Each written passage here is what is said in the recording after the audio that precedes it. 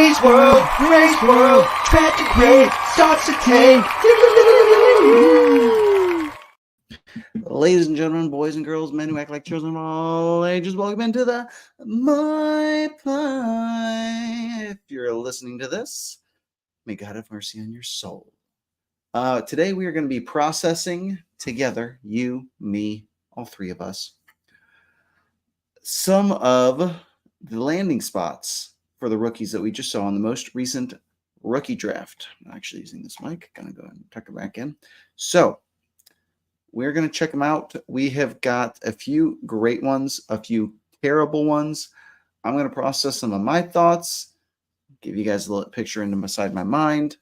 I guess I like a challenge because I enjoy tipping my hand and telling you guys my very real non-script or non-facade. It's not a facade. These are my very real thoughts here. All right, so we're just going to jump straight into it. At the 101, Caleb Williams goes to the Bears. I think that is an S-tier spot. He has two established receivers, both coming off of, I think, what could be considered. My fish filter just started going randomly again. Both of which could be considered S-tier spots. Sorry if that noise is bothering you guys, but it hasn't been working in a little while, so I'm just gonna not touch it and let it do its thing. Lovely. All right, so then I think Caleb Williams landed an S-tier spot. He's got two elite receivers, and he got another one with Odunze in the draft. Love it. Conversely, Odunze landing there, I think, is probably one of the worst landing spots in the NFL, being behind two absolutely elite established wide receivers. Odunze's really going to have to climb the depth chart and overtake Keenan Allen, I think, because I don't think that DJ Moore is going to be budged out of his role. Now, obviously, contract situations and trades can happen, but as it stands now, that is an F-tier landing spot for Odunze. Speaking of F-tier, we've got Michael Penix Jr., super mega Penix Hut Juniors. Being stuck behind Kirk Cousins for like pretty much guaranteed 2 years because Kirk's contract is fully guaranteed for 2 years. That's brutal. That's real bad. Another landing spot I didn't love is Drake May, just because he's kind of going to a talent void location, and same for Bo Nix. Now, I feel like Bo Nix's situation is a little bit different because he's on a team that was better and that the Broncos did get some wins. And I do believe that Sean Payton is a proven commodity at coach. And I think coaching matters when it comes to quarterback development. The next S-tier spot that I have is Xavier Worthy going to the Chiefs. I mean, the best quarterback in the NFL, no wide receivers to really knock him off. I mean, Rashee Rice, potentially, depending on how long he ends up getting suspended for. And then the next S-tier spot I've got after that is Keon Coleman. It's basically Xavier Worthy's spot minus a Rashee Rice problem. And, Travis Kelce, while I do like Dalton Kincaid, he's not Travis Kelce. So even less competition for targets for Keon Coleman. I could definitely see Keon and Xavier Worthy going back to back. A lot of people like the Ladd McConkey landing spot. I like it, but it's not the same as Keon and Xavier. It's not nearly as sure thing because, Josh Palmer did have a good season. If you go back and look at the games that where he started that he played, so not the first three, but the ones after that, and you look at his yards per game, it was real good. It was real good. And Quinn Johnson, they did put first round draft capital in him. I'm the one who's got QJ. I don't feel great about it. It is still just one more hurdle that Ladd's going to have to jump to get into the a meaningful starting role. I like Jalen Polk's landing spot just because, for the same reason I didn't like Drake Mays, I do like Jalen Polk's. So basically the opposite of the Odunze and Caleb Williams. Going to a talent poor landing spot is good for the receiver because he's going to have more opportunity to shine. Bad for the quarterback because you have nothing but untested, unproven assets at wide receiver. Nothing really F tier except for like Jalen McMillan in the 3rd round, but no one's really was hot and bothered about Jalen McMillan anyways. Ricky Pearsall's got a pretty bad landing spot at the moment. Rumor is that they're going to deal Debo or Ayuk, the 49ers are, but Pearsall being stuck behind both of those is pretty rough as well. I'm not really going to get into any of the others because they were all like B to C tier landing spots. Nothing that really moves the needle for these players. Going down, Troy Franklin, even though he didn't get the draft capital, like I was thinking, he got about the draft capital. I thought he was going to be a 3rd round pick. It was even worse than that. He ended up being a 4th round pick. I didn't really like him. Watching him play, just felt like he was bad hands, can't run routes. Just he's fast. That's kind of it. But he gets an S tier landing spot because there's not much in front of him at all. He's got a washed Cortland Sutton, and that's it. Any other notable landing spots? The only reason that it's not a true S tier spot, and it's I just think Troy Franklin's probably just like an A tier spot, is that he's going to a place without a proven quarterback. Now, he does get his college quarterback, so there's proven chemistry, but that's not proven production on an NFL level.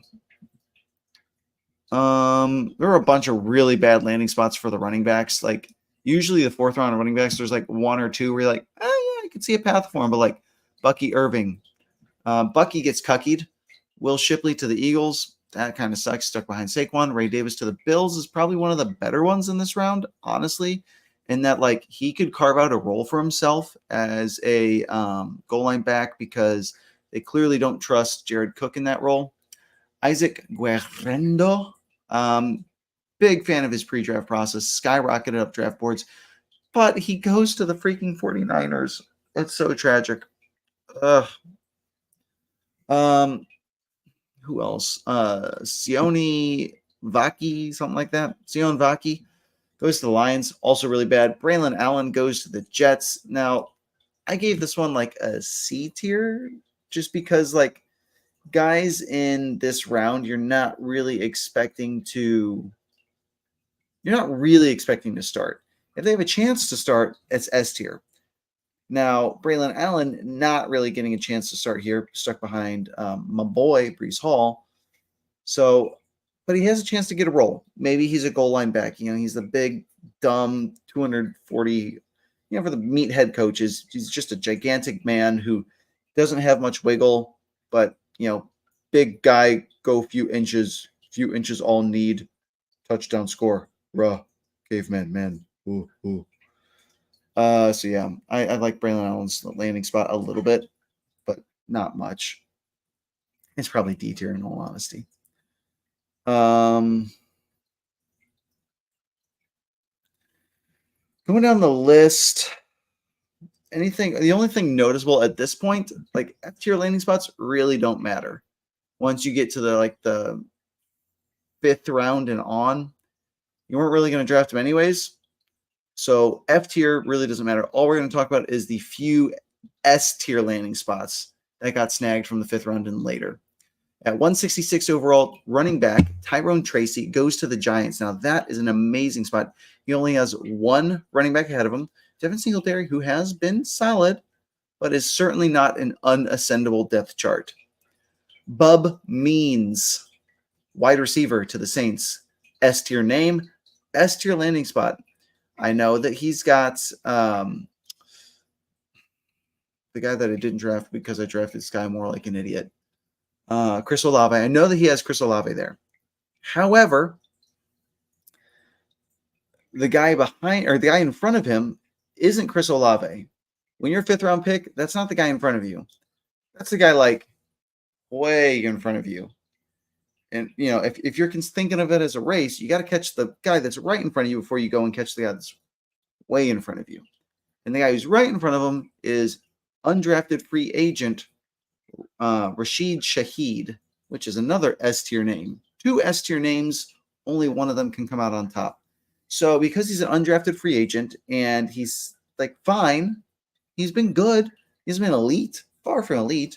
So Bub Means does have a chance to kind of jump up. If I had to pick like who is going to be this year's wide receiver who comes out of nowhere, kind of like the Rams dude, Puka Nacua came out of nowhere. It's between 2 guys, but I'm going to give the edge to Bub Means just because he's got the better draft capital. Now, am I expecting that he's going to have that level of breakout? Hell no. But I think he's a guy who could come from waivers and become fantasy relevant. All right, the next guy on my list is running back Kimani Troy to the Chargers. He has got the full body cast J.K. Dobbins ahead of him and Gus Edwards. Ghost of Gus Edwards as well. So basically the previous Ravens backfield, the younger brother Jim Harbaugh decided he was going to snag the older Harbaugh's backfield. And let's be real, they're kind of injuries riddled and potentially even washed. So Kimani Troy has a huge chance to come in and steal that job in a very similar way that Isaiah Pacheco came in and took the Chiefs' job. Next up down the list is Dylan Laub, running back, goes to the Raiders. The only person in front of him is a 4th-round running back that the current coaching regime did not choose in Zamir White. So I really like Dylan Laub to have a chance in the NFL level.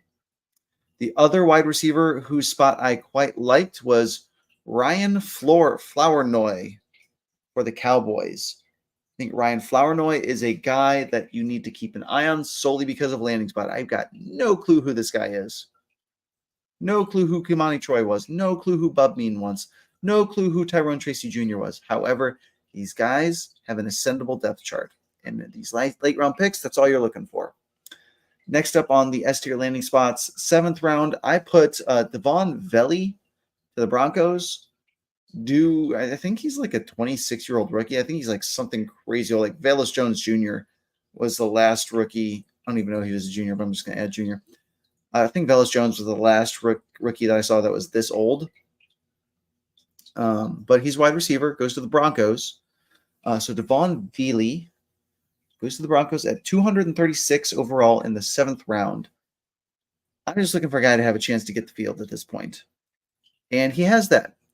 Troy Franklin's ahead of him, and Cortland Sutton's ahead of him. So he could be a wide receiver 3, special teamer more likely. But he's got a chance to earn a role. And Devin Culp, tight end for the Bucks. Only Cade Otton is ahead of him. Cade Otton hasn't really broken out.